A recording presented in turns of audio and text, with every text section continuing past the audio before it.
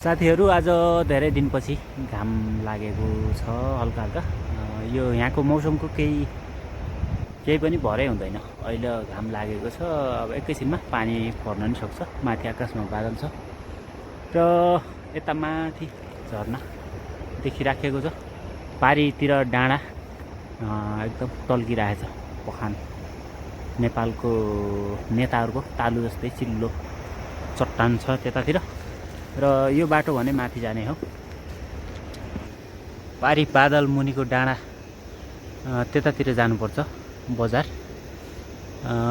धेरै टाढा हो।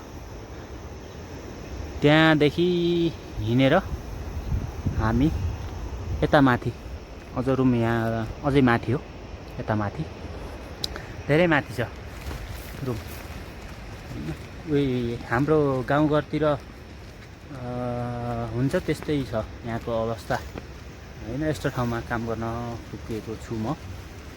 हाम्रो गाउँको अरू पनि हुनुहुन्छ धेरैजना र यहाँको मौसम भने यस्तै हो। पानी एकदमै धेरै परिरहेको छ। तपाईकोतिर के कस्तो छ? पानी कतिको परेछ? पानी परेको छैन? यहाँदेखि माथि भने भिडियो बनाउन दिँदैन। क्यामेरामा क्याच भयो भने मलाई कारबाही पनि हुनसक्छ र योभन्दा अगाडि गएर म भिडियो बनाउने छु। यो क्रस गरेर नै आइसक्यो क्यामेरा। यतातिर यो देख्न सक्नुहुन्छ। यो अघि मैले भनेको त्यो फिनिसिङ तार जुन करेन्ट छोड्ने होइन, यो पुरै उता प्राइभेट हो उसको। अहिले मलाई नि भन्दै थियो यहाँतिर क्यामेरा लगाएको छ भनेर। यो बाटो भने अझै माथि जाने बाटो हो। यता माथि डाँडातिर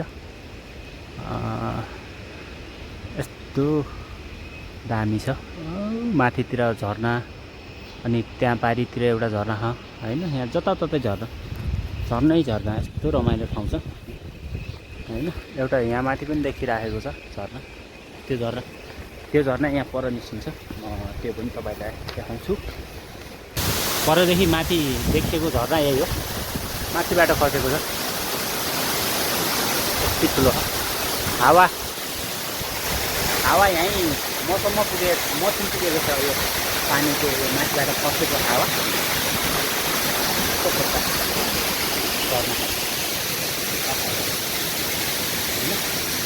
यो ठाउँमा झरनाको कमी छैन होइन। जताततै झर्नै झर्ना र फेरि यो बर्खा मात्रै हो। हिउँदोमा सुकिहाल्छ। किन भन्दाखेरि माथि डाँडा होइन, माथि पखान छ, त्यस्तो रुखहरू त्यस्तो छैन। यो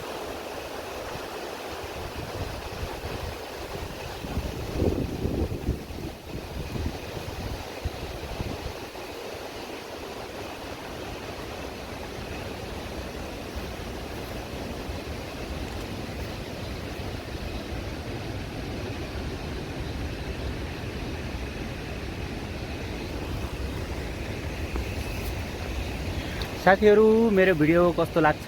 तपाईहरुलाई भिडियो मन पर्छ भने च्यानललाई सब्स्क्राइब गरिदिनु होला र लाइक गरेर सेयर पनि गरिदिनु होला। आफ्नो मनमा लागेका कुराहरू कमेन्ट गर्नु होला। भिडियोमा सुधार गर्नुपर्ने कुराहरू केही छ भने त्यो पनि लेखेर जानु होला। सबैको कमेन्ट गर्नुभएको म रिप्लाई दिनेछु। यस्तै छ मेरो जिन्दगी। तपाईहरु मेरो भिडियो कुन ठाउँदेखि हेर्दै हुनुहुन्छ त्यो पनि कमेन्ट गर्नु होला है त।